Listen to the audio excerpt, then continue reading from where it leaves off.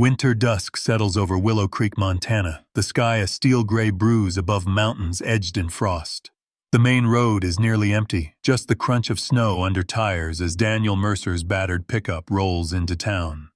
Daniel's frame is gaunt, almost skeletal beneath an old army jacket, his eyes sunk deep and haunted, eyes that have seen too much and slept too little. He drives with both hands gripping the wheel, knuckles white, knuckles remembering the shape of a rifle, the sensation of recoil. There's a quiet in him, a kind of emptiness that's almost physical. It fits the landscape, empty fields, leafless trees, a sharp wind that cuts straight through. Daniel parks outside an old two-story house at the edge of town, the kind of place that used to mean warmth, now just a box for ghosts. He sits in the truck, engine ticking, breath fogging the glass, for a long minute.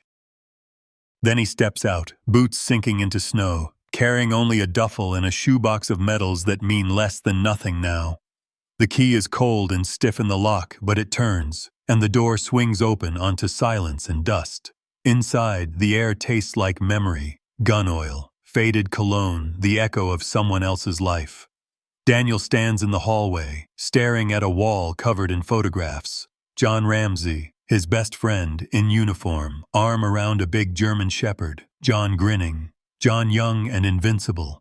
Now John's gone, killed in action on some nameless road outside Fallujah. The house is all that's left. Daniel sets his bag down and just stands there, listening to the radiator creak, the house settle, his own heart pounding in his ears. He drifts through the rooms. There's an old football trophy on the mantel, a battered couch that still remembers John's shape. Daniel can't sleep. The bed feels wrong, the blanket's too heavy. Night comes and the house grows colder, as if John's absence pulls all the warmth away. Daniel finds himself staring at the ceiling, tracing cracks with his eyes, cataloging the ways loss can echo. He can't help it. He starts talking to the darkness. "You left me this place, John. But you didn't say what I'm supposed to do with the memories." No answer. Just the wind scratching at the windows. He paces, restless, ending up in John's old study. There, on a shelf behind some battered paperbacks, he finds an ammo box, heavy with secrets. Inside, medals, some old letters, a photograph of John with that same German shepherd, Max, and something else, a sealed envelope, John's handwriting on the front. Daniel breaks the seal with shaking fingers. "If I don't make it home," the letter reads, "find Max. He needs you. Don't let them put him down. You're the only one he'll trust. Promise me, brother." Daniel blinks hard. Max, the dog from the photos, John's canine partner, still alive. Daniel feels a strange flutter of hope and dread all at once, a purpose he didn't ask for, but can't turn away from. He sits back on his heels, the letter trembling in his hands. Later, he walks the empty town, the cold biting at his face. The main street is shuttered and silent except for the blinking sign over the police station. Daniel's boots crunch on the frozen gravel as he circles to the back. There's a cage behind the station, almost hidden in the shadows. Inside, a shape stirs. A German shepherd, ears flattened, muzzle gray with age and worry. Daniel stops, breath catching. Max. He watches as the dog paces the cage, restless, worn out, but not defeated. There's a scar along Max's side, the fur grown and patchy. Daniel crouches near the wire. "Hey, boy." "Max, it's me." "It's Daniel." Max pauses, sniffs the air. He doesn't bark, doesn't growl. He just stands, eyes locked on Daniel. Wariness, exhaustion, something like hope flickering deep inside. A deputy's voice interrupts. "You looking for the Ramsey dog? Sorry, he's property of Willow Creek PD until the auction. Might end up with some rancher or who knows." The words land like a blow. Daniel's fists clench, helplessness burning inside him. He looks at Max, really looks, and sees not just a dog, but a survivor, trapped by fate and red tape. That night, back in the house, Daniel can't shake the image of Max's eyes in the dark. The world feels stacked against them both, two broken things left behind by war. He unfolds John's letter again, rereading the last line. "Promise me." and something in him shifts. The old ache of duty, of loyalty, stirs inside him. He sits by the window, watching the snow fall, thinking about everything he's lost. The question presses in. Can two shattered souls, one man, one dog, really save each other? Or is it already too late? The air grows colder, the town's silent but for the wind. Daniel looks out at the darkness, feels the weight of John's memory, Max's need, and the ache of his own unfinished war. He whispers into the emptiness, voice raw and sure, "I'll find a way, for both of us." As midnight ticks by, hope and dread keep him awake, and outside, in the lonely cage behind the police station, Max keeps watch, waiting. Midnight in Willow Creek is thick and heavy, the kind of darkness that swallows sound. The street lamps are sickly halos in the fog, painting long shadows over the empty parking lot behind the police station. Daniel's boots crunch quietly in the snow as he makes his way toward the wire fence, his breath ghosting ahead of him. It's bitter cold, the air burning with every inhale, but Daniel's numb to it. The only thing alive in him right now is a knot of nervous energy, an ache that pushes him forward, toward the cage at the far edge of the lot. Max is there, curled in the corner, his coat dull under the harsh moonlight. His head is low, body tense, a dog who's learned not to trust the night. Daniel slows, careful not to startle him, and squats at the edge of the fence. "Hey, Max." His voice is just a whisper, barely more than the wind, but Max's ears twitch. For a long moment, the two of them just stare at each other through the metal. Daniel studies the deep scars along Max's muzzle, the flecks of gray above his eyes. Max smells of cold and iron and old sorrow. Daniel extends his hand, palm open, fingers trembling. "You remember me?" The question hangs between them. Max stands, slow and stiff, and edges closer, nose testing the air, then pressing tentatively against Daniel's skin. The contact is electric, too much and not enough all at once. Both man and dog flinch, startled by how much the memory hurts. Daniel can't stop thinking about all those nights in Iraq when John would talk about Max, how he was more than just a partner, how he'd drag wounded men out of fire, stand guard in the blackest hour. "He's got more soul than most people I've met," John had once said, and now Daniel sees it, tired and wary, but still alive. Max's eyes search Daniel's face, as if looking for some sign of the man he used to know. There's no bark, no tail wag, just a long, weighted pause. Finally, Max lets out a breath, as if the tension of months is leaking out. For the first time since John died, Daniel feels seen. He sits there, back pressed against the fence, the cold seeping through his jeans. "You're not supposed to be here, are you?" Daniel's voice cracks. Max shifts, pressing his flank against the wire, so close they might as well be touching. Both are shivering, Daniel from the cold, Max from a life spent waiting. Above them, the police station is silent, just a thin strip of fluorescent light leaking from the back window. Daniel glances at the building, then back at Max. "They're gonna auction you off," he says, his voice trembling with anger and disbelief. "Treat you like some old piece of equipment." The words taste sour. Daniel looks at the dog, sees the way Max's body tightens at the sound of keys jangling somewhere inside, the way his eyes flick from shadow to shadow, always on edge. A car passes in the distance, tires hissing over ice. Daniel thinks about John's letter, about all the promises left unkept. He remembers the stories, how Max would wait by the door for John even after long deployments, how he'd sleep curled at John's feet, always alert, always loyal. Now Max is alone, shut out, left behind by a system that only knows how to move on. Daniel's resolve hardens.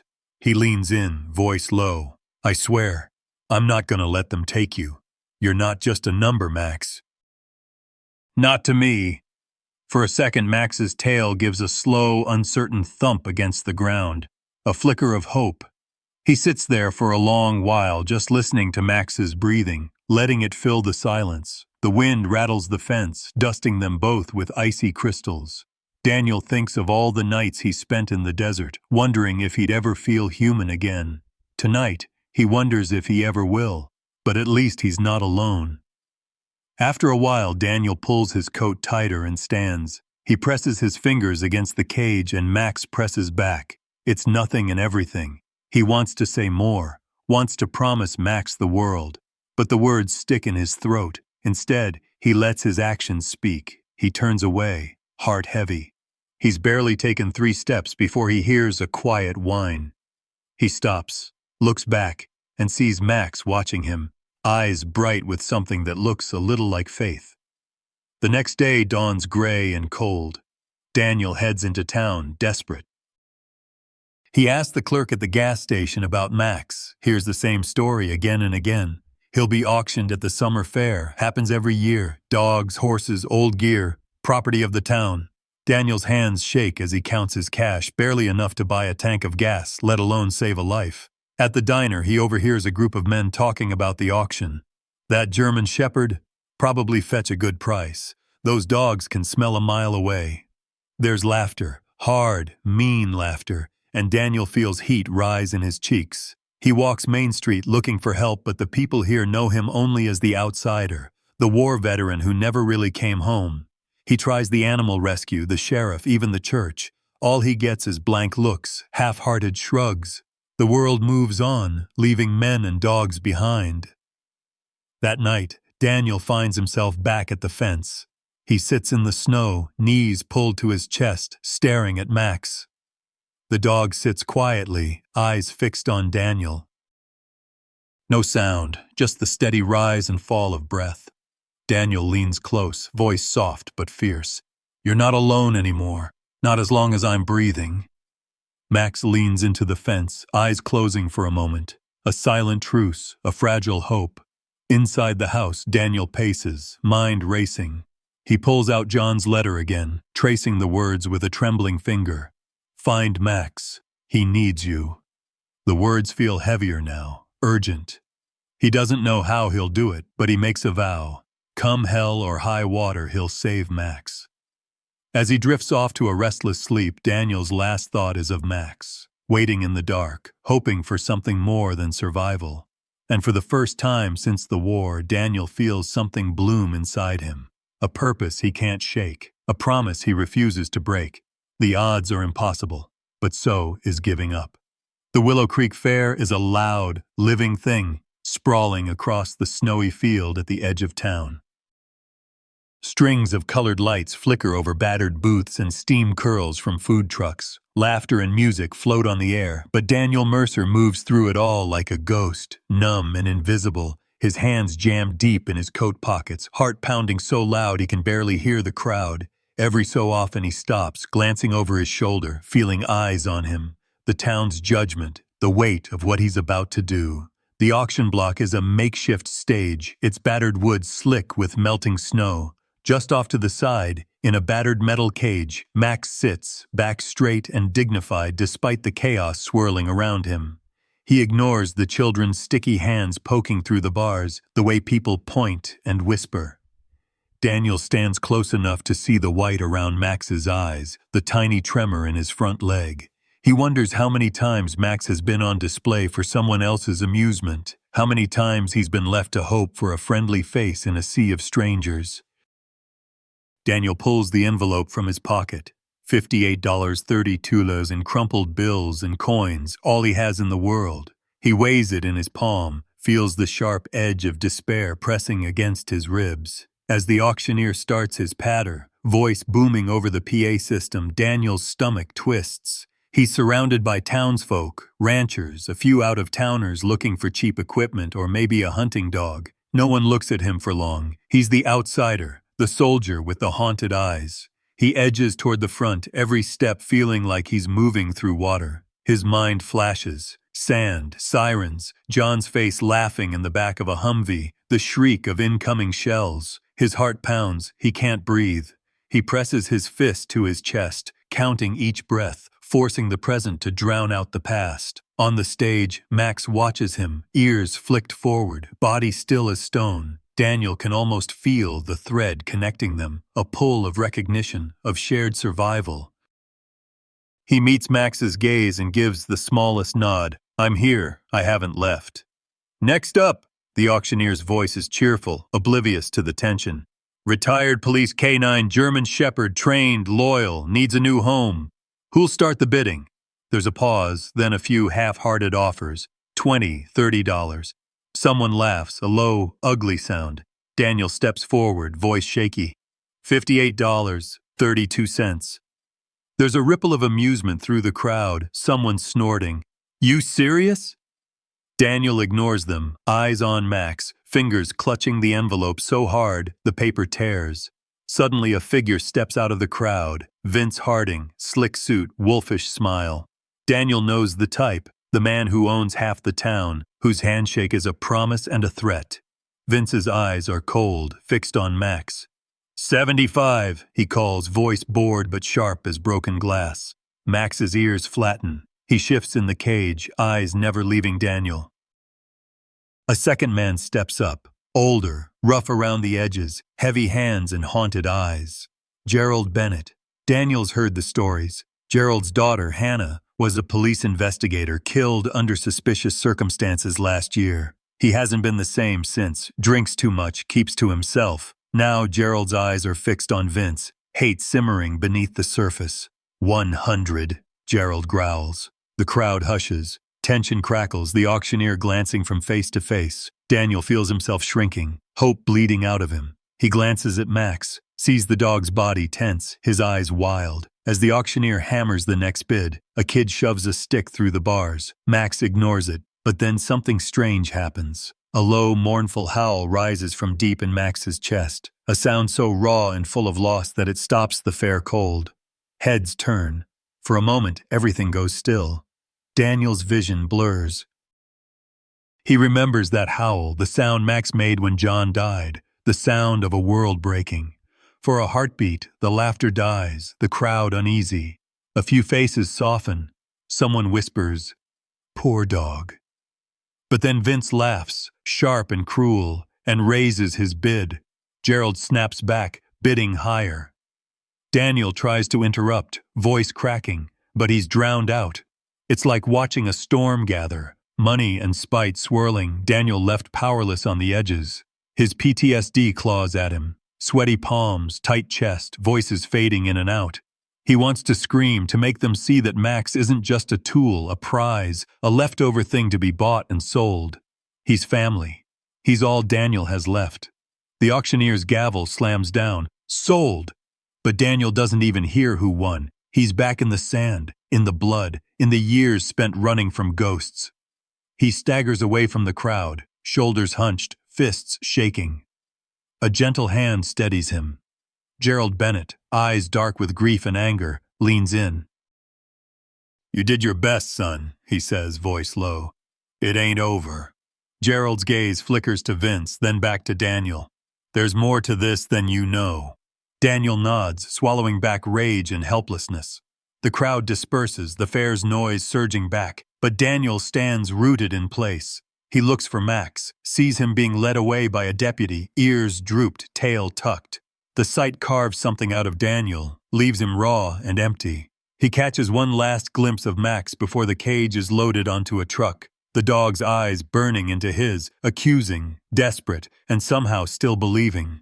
Daniel's legs go weak. He leans against the fence, staring up at the swirling lights, the laughter ringing hollow in his ears. He whispers, "I won't let this be the end." But the words are eaten by the wind. In the distance, the fair blazes on, oblivious. But for Daniel, the night is only beginning, a night thick with old wounds, unfinished promises, and a love that refuses to die. And somewhere in the dark, Max howls again, a sound that's both a plea and a promise, a call that Daniel can't ignore. The night after the auction, Willow Creek is cold and eerily quiet. The fairgrounds have emptied, scraps of paper and muddy footprints the only evidence of the crowd that had gathered. Daniel Mercer stands at the edge of the deserted lot, head bowed, hands buried in his coat, watching the sheriff's deputy lead Max, still in his battered cage, back behind the police station. The humiliation of the auction burns deep, a new wound on top of all the old ones. Daniel's chest is tight with helplessness. The image of Max, ears down, eyes hollow, haunts him. He lingers in the shadow of the fence, waiting until the last of the deputies drive off. The station glows with a dull fluorescent light, cold and indifferent. Max is locked up again, treated as evidence, not a living soul but a piece of property caught between the gears of small-town politics and pride. Daniel presses his hands to the icy wire. Max rises and leans against the other side, their bodies separated by inches and by all the failures of the world. Daniel whispers, voice hoarse, "I'm sorry, boy. I tried." Max lowers his head, his big frame shuddering with exhaustion. There's no bark, no cry, just the weight of silent grief. For a moment, Daniel wishes he could tear the fence down with his bare hands, carry Max away, and run until the whole town is just a bad dream behind them.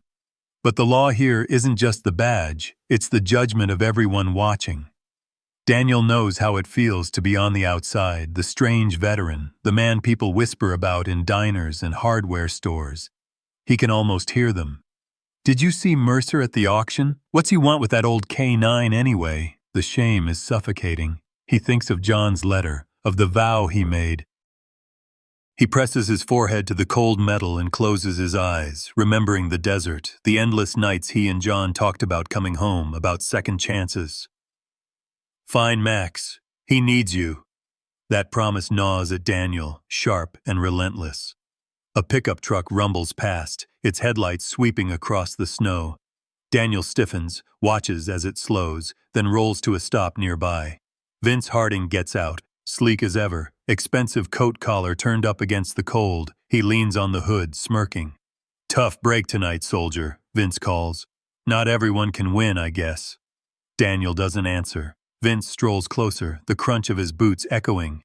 "That dog's valuable, you know. Trained, loyal. He'd be an asset at my firm." His tone is casual, but the threat is real. Max as a guard dog for hire, stripped of dignity, turned into a tool. Daniel's hands clench, anger simmering beneath the surface. He's not a thing. He's a hero. He deserves better than this. Vince shrugs, unfazed. "World doesn't care much for heroes, Mercer. Might as well learn that now." He turns and walks away, whistling under his breath, the sound sharp and cold as the air. Daniel waits until Vince's truck disappears down the road, then circles back to the station, drawn by something he can't name. Max is still at the fence, watching. Their eyes meet, two souls battered by war and loss, refusing to look away. "Hang on, Max," Daniel whispers. "I'm not giving up. Not on you."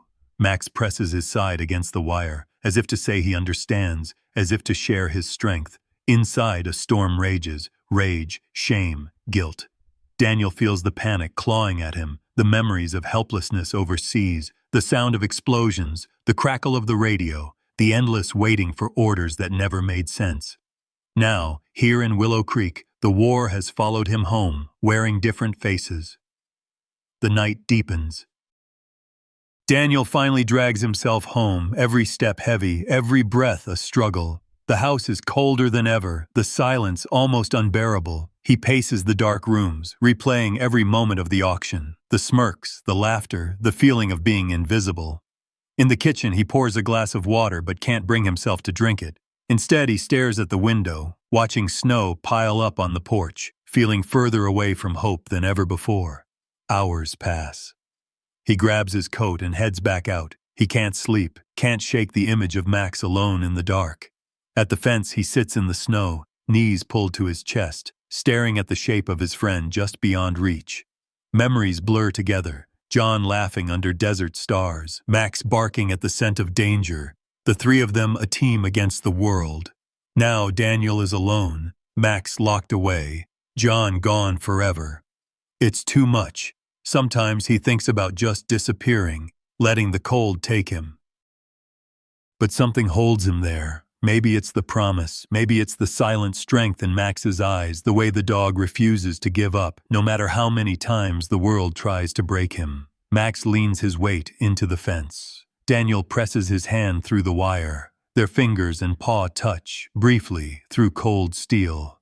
Daniel lets the tears come, silent and hot against his frozen skin. He makes a vow, fierce and desperate. "I won't let you go. Not again. Not while I'm still breathing." The words hang in the night. Max doesn't answer. He just stays pressed to the fence, a silent companion in the darkness. The world feels unfair, suffocating, but Daniel refuses to surrender. He wipes his eyes, stands, and looks one last time at Max. "Tomorrow we fight again," he whispers. In the icy hush, with only the stars for witness, two survivors cling to hope, battered but unbroken. And somewhere beneath the weight of grief and defeat, a small ember of defiance glows, enough to survive one more night. Dawn crawls slowly over Willow Creek, pale sunlight straining through the blinds of Daniel's kitchen. He sits at the table, hunched over a mug of coffee gone cold. The night's ache lingers in his bones. He hasn't slept, can't sleep, not with Max locked away and the bitter taste of failure stuck in his throat. A knock sounds at the door. Daniel jolts, heart thudding, wary out of habit. He opens the door to find Gerald Bennett standing on the porch, hat in his hands, jaw tight with the weight of something unspoken. For a moment, neither man says a word. Daniel senses the storm under Gerald's weathered skin, a grief that never really leaves, a rage that keeps him moving. "Can I come in?" Gerald's voice is low, edged with old pain. Daniel steps aside. Gerald sits stiffly at the kitchen table, hat turning in his hands, eyes scanning the room as if seeing old ghosts. There's a long silence before he finally speaks. "My daughter, Hannah." He stops, swallows. "She was digging into something before she died. Wouldn't let it go, even when I begged her." Gerald slides a battered notebook across the table, the cover soft and creased from years of use. Daniel hesitates, fingers brushing over Hannah's handwriting. The pages are filled with code, dates, numbers, names he doesn't know, notes in the margins, arrows, connections. "She was working on Vince's company," Gerald says. "Illegal chemical dumping, bribes, cops looking the other way. She thought Max saw things, smelled things nobody else could." Daniel flips through the notebook, a strange weight settling in his gut. Each entry is a piece of a puzzle. GPS coordinates, chemical names, notes about strange illnesses in town, and over, references to Max. "Canine used as evidence," one note says. "Max present at all key sites. Symptoms, cough, agitation, skin sores, connection." The words blur as Daniel's eyes sting. "He's not just a dog," Gerald says, voice raw. "He's a witness, a survivor. He knows what happened, even if he can't say it out loud." A noise at the door interrupts them, a cautious knock, hesitant. Daniel opens it to find Logan Reese, the rookie cop with kind eyes and a nervous energy. Logan glances at Gerald, then at Daniel, then down at his boots. "I heard about the auction," he says, almost whispering. "I thought you should have these." He hands Daniel a manila folder, deployment records, crime scene logs, even some body cam stills. Everyone mentions Max, present during key investigations, always first on scene, always last to leave. "I ran his tag through the database," Logan says. "Max was at every site Hannah investigated." If someone wanted to cover their tracks, if they thought Max remembered, maybe that's why they want him gone. Logan's words hang in the air, heavy and dangerous. Daniel sits down hard, the room spinning. He looks at Max's deployment record, entries about contaminated crime scenes, unusual substances found, odd reactions from the K9. Max was used again and again, like a tool, exposed to everything, protected by nothing. As the sun climbs higher, Gerald pushes a thumb drive across the table. "Hannah backed up her files. She trusted me even when I didn't believe her. I should have listened." His voice cracks, a father's regret etched into every syllable. Daniel takes the notebook, the records, the thumb drive, lays them out in front of him like pieces of a broken life. Max's story is all over these pages, his scars, his loyalty, his pain. Daniel feels a surge of anger, at Vince, at the police, at himself for not coming sooner. Logan shifts awkwardly, then blurts, "There's something else. After the auction, Vince was seen talking to the chief. He's planning something. I don't know what, but I don't trust him." Daniel meets Logan's eyes, sees fear there, fear for Max, for the town, for anyone who tries to stand up to the powerful. The three men sit in heavy silence, the kitchen thick with secrets and the ghosts of unfinished business. Daniel flips through Hannah's notes, tracing her thoughts.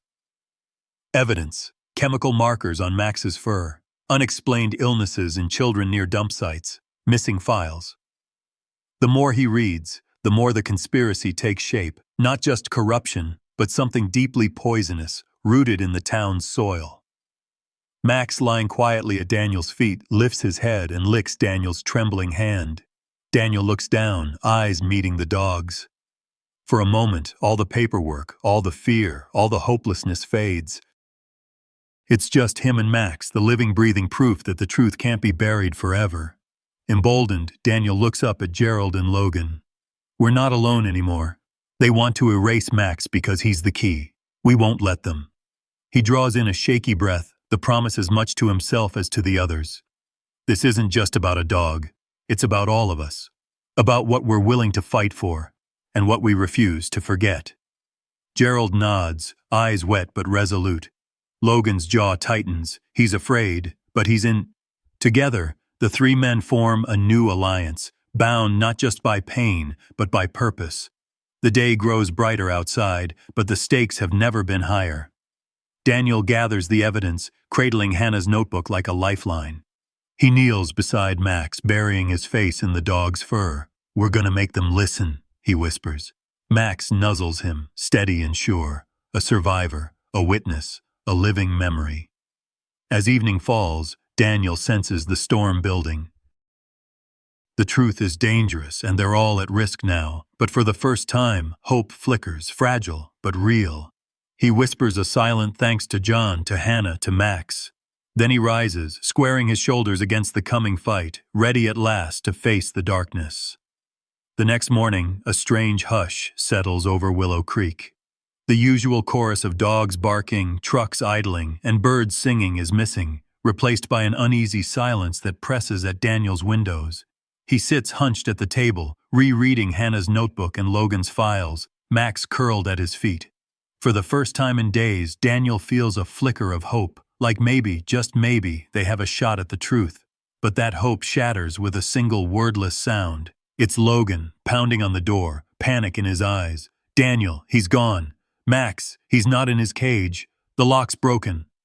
Logan's voice shakes as he holds up a grainy printout, a screenshot from the police station's security camera.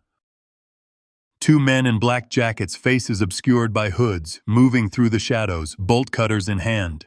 One man drags Max, muzzle strapped tight, body limp from a struggle, into the back of an unmarked van. The timestamp is just after 3 a.m. For a moment, Daniel can't move. The world tilts, all the air sucked from the room. He feels the old helplessness claw at him, a flashback to lost nights in Iraq, comrades taken, friends vanished, answers always just out of reach. But rage comes quickly after, burning away the fear. He's not theirs, Daniel growls. He's not another body to disappear. Within the hour, Gerald pulls up outside in his battered pickup, face grim but determined. He's brought his nephew Caleb, a college kid with wild hair and quicker fingers, his phone already loaded with hacking software and digital maps. And just as Daniel's locking the front door, Hank shows up, a friend from the war, gruff and quiet, limping from a wound that never quite healed. Hank doesn't say much. He just nods at Daniel, pats his shoulder, and gets to work. The group huddles over Caleb's laptop in the cab of Gerald's truck. Caleb rewinds the police station's feed, his fingers flying. The van headed north, out past the old lumber mill. He cross-references cell phone pings and traffic cams. They cut down County Road 6. There's only one place out there, an abandoned hunting cabin, been empty for years. Hank loads his pistol, checks the magazine. Gerald's jaw flexes. Daniel grabs a flashlight and John's old field knife, heart hammering. They drive out into the woods, the truck's tires biting into snow and frozen earth. Branches whip at the windshield. The forest presses in, black and silent, hiding whatever secrets Willow Creek wants to keep. The men say little, each carrying wounds that don't always show. Daniel thinks of Hannah's notebook, of John's last words, of Max's trust, so fragile and hard-won. They reach the cabin just as the sun disappears behind the hills. Smoke curls from a rusted stovepipe. Gerald parks in the shadows, and the men spread out, moving slow, careful. Daniel's breath fogs in the cold, boots crunching on the hard ground. Inside, a voice barks orders, another laughs, hard, cruel. Hank signals, two men by the truck, distracted. Gerald nods, creeping closer with Daniel at his side. Caleb stays by the laptop, relaying updates through an old walkie-talkie. The plan isn't perfect. It's desperate, stitched together from trust and adrenaline. Daniel peeks through a crack in the wood. There, chained to a post, muzzle still strapped, Max lies on his side, flanks heaving. His fur is dirty, matted with blood, but his eyes are alive, fierce and searching.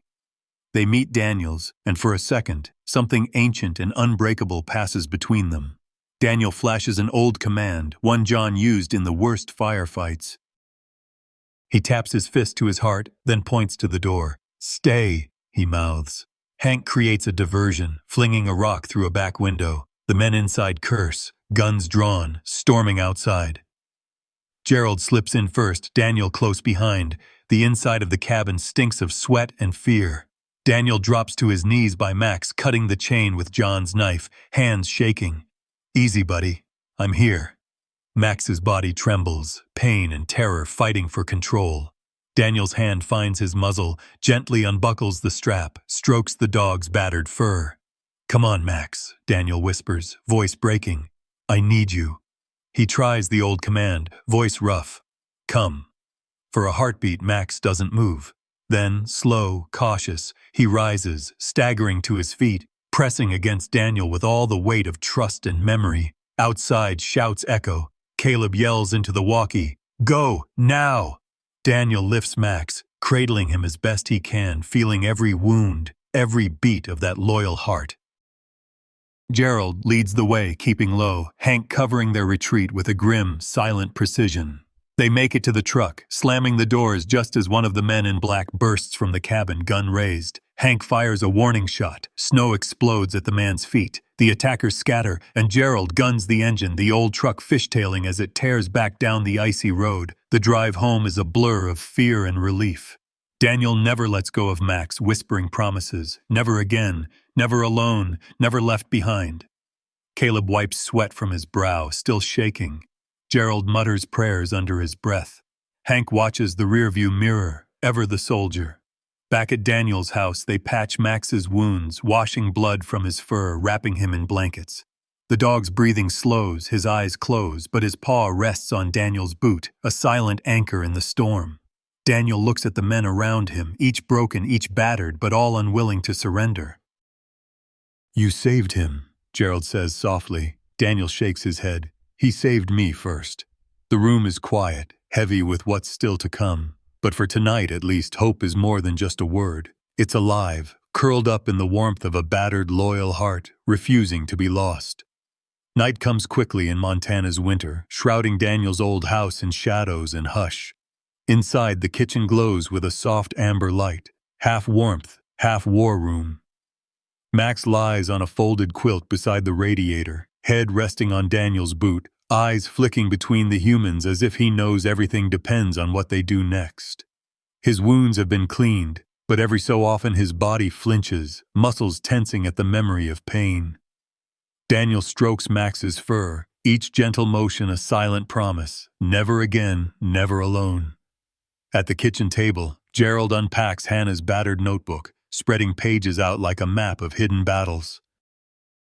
Caleb has his laptop open, multiple windows dancing across the screen, maps, emails, encrypted files cracked open by clever fingers. Logan, still in uniform, sits on the edge of his seat, shifting nervously, a flashlight spinning in his hands. Hank leans in the corner, keeping one eye on the window, the old soldier always alert. "All right," Caleb says, voice tight with focus. Hannah logged GPS data for all the sites where Vince's company dumped chemicals. She hid some of the locations using a code, dates, coordinates, cross-referenced with police reports. He glances at Daniel. "Max was there every time. See this?" Caleb points at a highlighted section. "Max present. Symptoms worse after site number 4. Vet noted skin lesions." Daniel's hands curl into fists. "They used him as a test subject. Over and over." Logan's jaw tightens. "He's not just a dog. They wanted to get rid of him because he knows. His reactions. He remembers every scent, every chemical." He's evidence. Gerald runs his fingers across the notebook. Hannah died for this. She tried to tell the truth and nobody listened. Well, I'm listening now. His voice is rough, but there's a tremor of hope, something new and dangerous blooming in him. Caleb pulls up a grainy video file, a body cam feed. The timestamp matches the night Hannah died. The video shakes as Hannah moves through the woods, flashlight beam bobbing. Max appears in the corner of the frame, tense and silent. In the distance, headlights flare, voices yell, then static, chaos, then nothing. Caleb freezes the frame. Vince's SUV, mud-caked, license plate barely visible. He finds another file, a voice memo, Hannah's last. If I don't make it, Max is the key. Trust him. Trust Dad. The kitchen is silent, but for Max's slow, steady breathing. Daniel's throat tightens. He remembers John, remembers the feeling of a last radio call, the ache of a friend lost. He looks down at Max, who gazes up, brown eyes steady and unblinking. Hank clears his throat.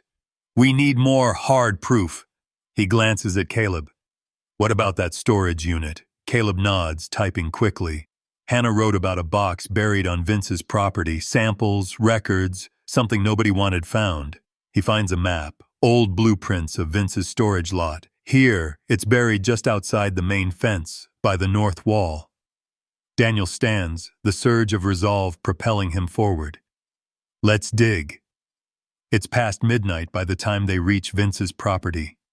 The group moves like shadows, cold air biting at their skin, flashlights flickering over packed snow and frozen grass. Logan stands watch by the road, radio in hand. Hank carries a shovel. Gerald holds Hannah's notebook tight. Daniel brings Max, who, though still limping, sniffs the air, ears sharp, every muscle alert. They find the spot, just as Hannah marked. Max paces, then stops, pawing at the earth. Daniel kneels beside him, breaking the ground with the shovel, fingers numb but determined. The earth is hard, but they work in shifts, sweat icing on their brows. At last, metal scrapes wood. Gerald pulls out a battered toolbox, rusted shut. Caleb cracks it open with a crowbar. Inside, vials of chemical samples, a stack of lab reports, a flash drive, and a crumpled Willow Creek PD property tag with Max's badge number. Caleb plugs the flash drive into his laptop, hands shaking. There's enough here to bury Vince for good. Test results, signed memos, a list of payouts. Everything Hannah died for. Daniel sits in the snow, Max pressed against his side. He feels the weight of the evidence, the cost paid in pain, loyalty, and loss. He remembers John's words, Hannah's voice, Max's wounds. Every story leads here, a moment of reckoning, of choosing whether to stay silent or risk everything for the truth. Gerald reads the reports, voice cracking. They poisoned the ground, the water. People got sick, kids. They blamed it on bad luck, but it was all Vince. He squeezes Hannah's notebook, a father's regret and fury tangled together. Max whines softly, shifting closer to Daniel. His whole body trembles, memories pressing at the edges. Daniel lays a gentle hand on his back. You did good, Max, he murmurs. You remembered, even when nobody else would. For a long moment, the group just sits, letting the truth settle over them, heavy and cleansing. The cold bites, but no one moves. It's not just about vengeance or justice anymore. It's about healing what's been broken, honoring the lives lost, the courage to believe in something better. Hank finally stands, voice gruff. Let's get out of here before someone calls the cops. Back at the house, Daniel lays everything out on the kitchen table, samples, files, notebook, flash drive. He pours coffee, hands shaking with adrenaline and relief. Caleb starts uploading files to a secure server. Logan prepares a statement for the state police. Gerald writes a letter to the local paper, vowing to speak at the next council meeting. Daniel sits beside Max, exhausted but unbowed. He presses his forehead to the dogs, whispering, "You're not just a survivor. You're the reason we made it this far." Max licks his face, a soft sound in the hush of the house, a simple, sacred thing. Outside, the wind howls, but inside, there is warmth, resolve, and the fragile start of something like hope. The truth is out. Now, All that remains is to face the town and the man who tried so hard to silence them all. For the first time, Daniel knows. They're ready. Whatever comes next, they will not stand alone. Snow falls thick and silent over Willow Creek as morning breaks, a clean white shroud over muddy roads and anxious hearts. By noon, the city council meeting is standing room only. The air inside the cramped town hall crackles with tension, townsfolk packed elbow to elbow, eyes darting with suspicion, worry, and a glimmer of hope. Whispers bounce off the old wooden rafters. Heard he's got proof. They say it's about Vince Harding. The dog's gonna be there. Daniel stands at the back, hands steady on Max's leash. Max sits pressed against his leg, alert but calm, his wounds hidden beneath a fresh bandage. The rest of their ragtag group, Gerald, Caleb, Logan, and Hank, are scattered nearby, each wearing the exhaustion of too many sleepless nights and the raw edge of purpose. Vince Harding takes his usual spot up front, the king in his castle, all false charm and coiled threat. His suit is sharp, smile sharper. He surveys the room with a predator's confidence, a slight twitch in his jaw, the only hint of nerves. The mayor calls the meeting to order, her voice faltering as she glances at Daniel and the dog by his side. Gerald is first to stand. His voice carries the grit of decades lived here, pain and love all tangled up. My name's Gerald Bennett. You all know me, know what I lost. My daughter Hannah died chasing the truth. Tonight I'm here to finish what she started. He lifts Hannah's notebook high. This book, her work, proves that Vince Harding's company dumped chemicals in our land and water. People got sick, animals died, and we all turned away because we were scared. But I'm done being scared. There's a beat of silence, then a ripple of murmurs. Daniel feels Max tense, picking up on the electric charge in the room. Vince stands, voice oiled with confidence. Folks, I respect Gerald's grief, but these accusations are baseless. You want to blame someone for your pain, fine. But I built this town's prosperity. I've given jobs. Logan interrupts, surprising everyone, especially himself. You gave bribes too, Vince. I have copies of the payout records, deputy signatures, chemical manifests, emails.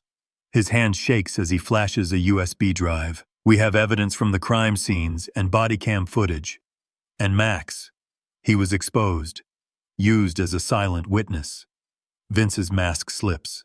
His eyes narrow, voice losing its polish. You're risking your job, officer. Think carefully. Daniel steps forward, heart pounding, every eye turning his way. He places a battered evidence box on the council table. Samples, photos, Hannah's coded notes, the flash drive. This is what you tried to bury. Max suffered so your secret could stay hidden. But he remembered. We all did. He meets Vince's gaze, steady and clear. You used us, soldiers, cops, families, like we were expendable. But the truth outlasts the silence. Max, sensing the room's storm, stands tall. He pads over and places his paw on Daniel's boot, head high. There's a murmur, people moved by the gesture. Some wipe their eyes. Vince tries a last gambit. I'll make this go away, he hisses, low enough for only Daniel to hear. A little money, a little silence. Walk out now, and you'll never want for anything again. Daniel's answer is a slow shake of the head. We're not for sale. Not anymore. Hank speaks from the back, voice gravelly. Enough lies, enough running. We want justice. The mayor, pale and shaken, turns to Logan. Is the evidence real? Logan nods, passing over the USB. Caleb opens the files on the council's projector. Images flash across the screen. Hannah's maps, medical records, video of Max at the dump sites, chemical test results. The evidence is overwhelming. Years of secrets cracked open in front of everyone. For the first time, Vince looks genuinely afraid. He turns to leave, but two state troopers summoned by Logan block the exit. The room erupts in whispers and shouts, anger, and finally relief. Gerald's voice breaks through the noise.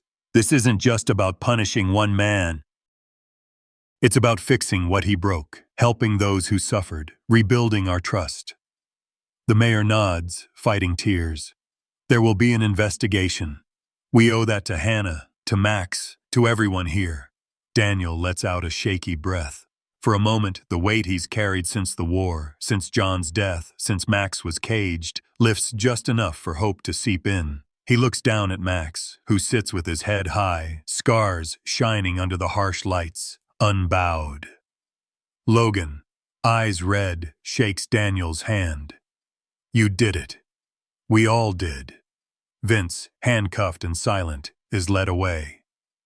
For a moment he meets Daniel's gaze, but there's nothing left to say. The room is chaos now, neighbors hugging, people crying, years of fear and silence breaking open. Hank claps Daniel on the back. Gerald collapses into a chair, head in his hands, finally letting himself grieve. Daniel crouches beside Max, wrapping his arms around the big dog. We made it, buddy. You're safe. You did good. Max leans into Daniel, his eyes closing, finally at peace.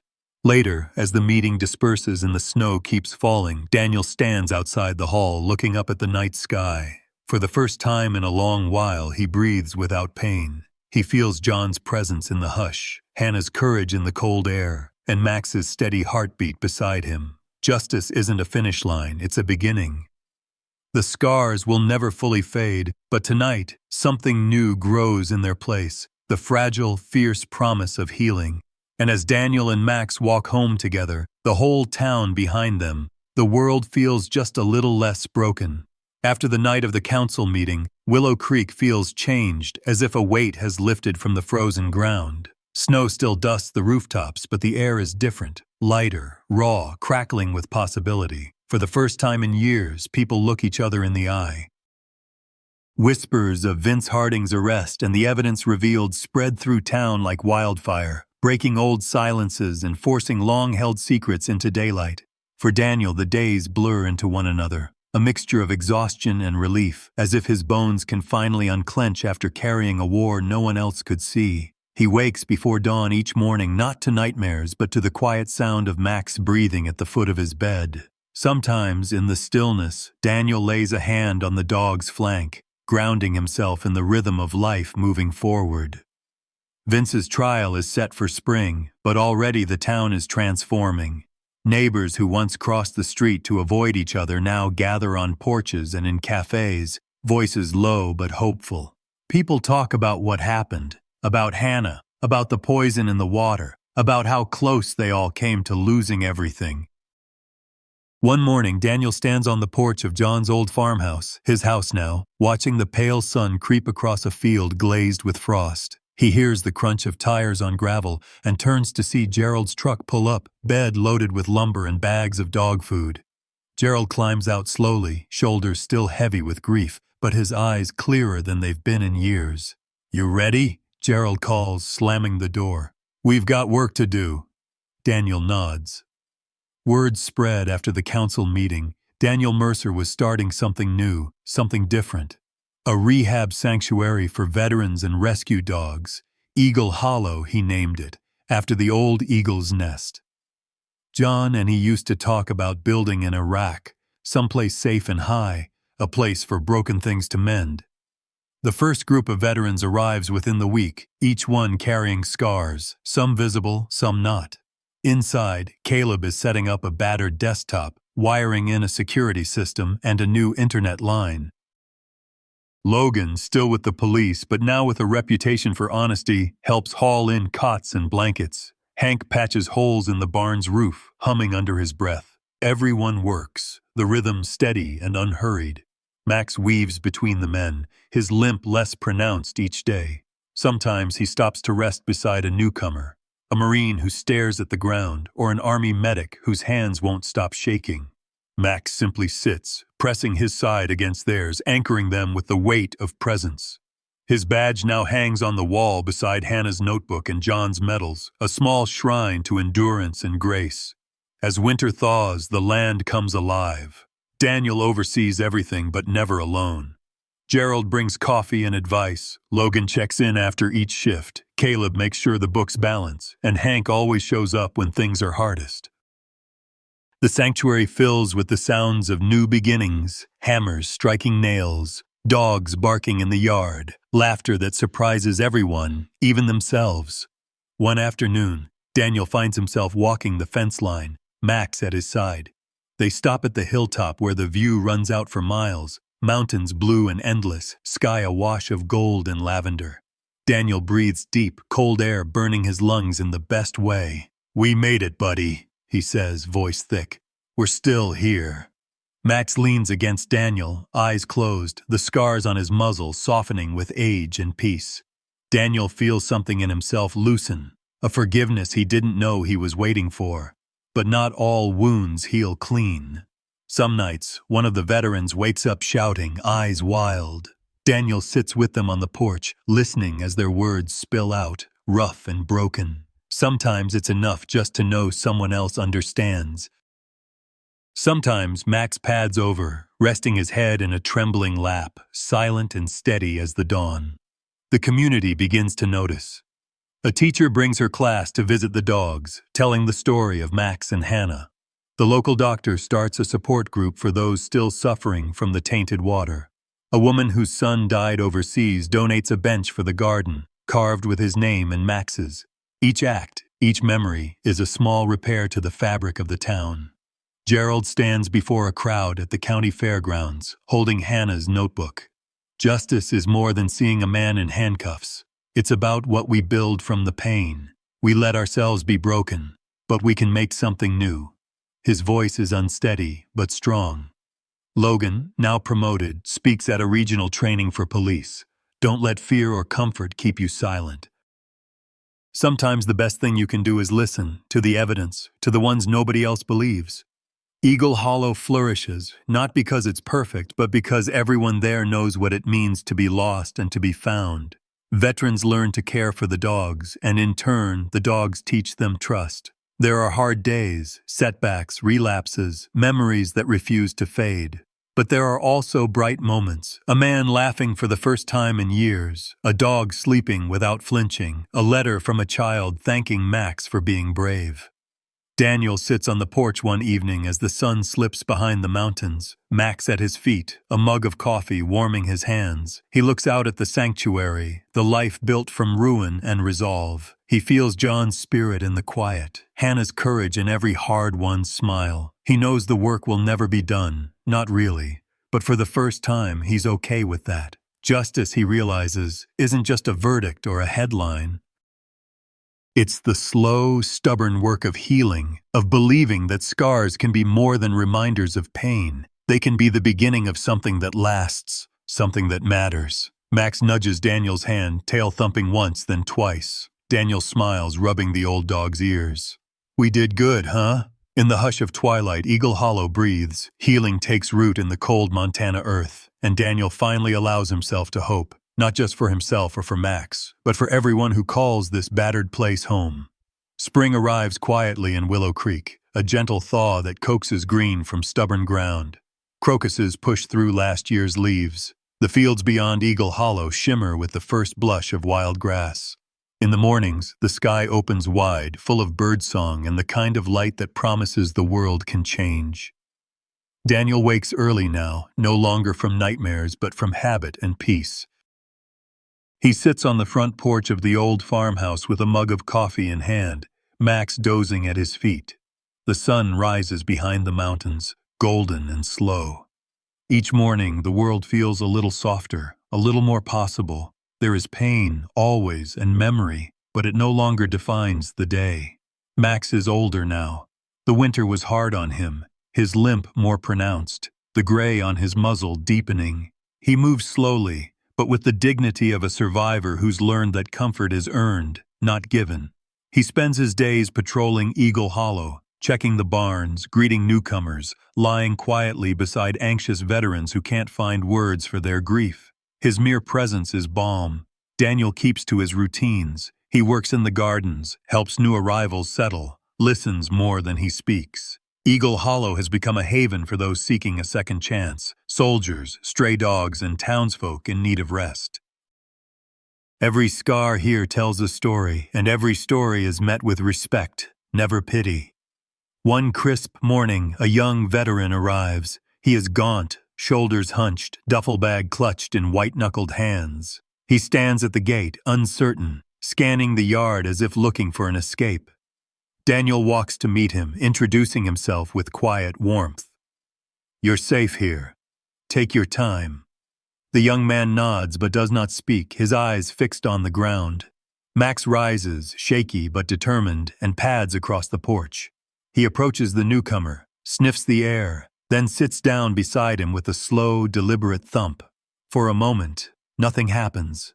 Then, the young veteran kneels in the dirt, shoulders shaking, not with fear, but with relief. Max leans against him, steady and sure, offering comfort without words. Daniel watches from a distance, heart full and aching. He remembers himself years ago, broken and adrift, and he feels gratitude for this silent, sturdy dog who taught him how to trust again. As days lengthen, Eagle Hollow grows. The garden flourishes under careful hands. A handful of rescue pups arrive from a shelter 2 counties over, skittish at first, but finding their place among Max's calm leadership. Gerald visits often, sharing coffee and stories about Hannah, her memory woven into the fabric of the sanctuary. Logan organizes group outings, fishing trips, volunteer days at the food pantry. Hank repairs a fence, humming softly as the sun sets. Even Caleb, the quiet hacker, has found a place here, teaching computer skills to anyone willing to learn. Daniel often finds himself thinking about John, about the letter that started it all, the friend who entrusted him with a life's work. He sits with the memory, letting gratitude and grief mingle in a way that finally feels honest. Some days he talks to John in the quiet of the garden, voice low and sure. "You were right. Max needed me, and I needed him." He watches Max age, slower now, his steps deliberate, eyes full of quiet wisdom. The old dog still rises for the sunrise, still checks the fence line every night.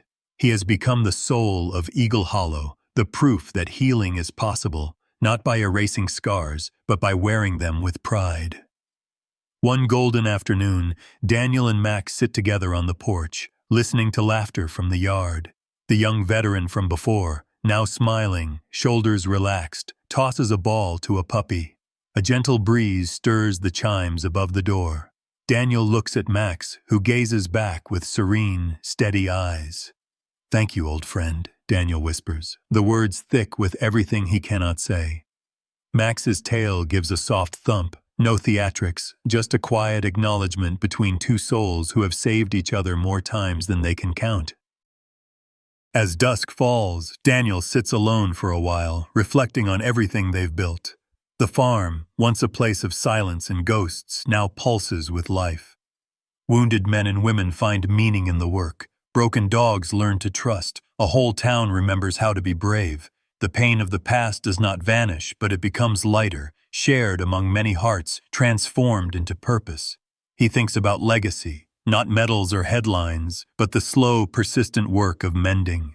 Justice, he realizes, is not about victories or vengeance. It is about what endures, loyalty, trust, the stubborn hope that tomorrow will be better than today.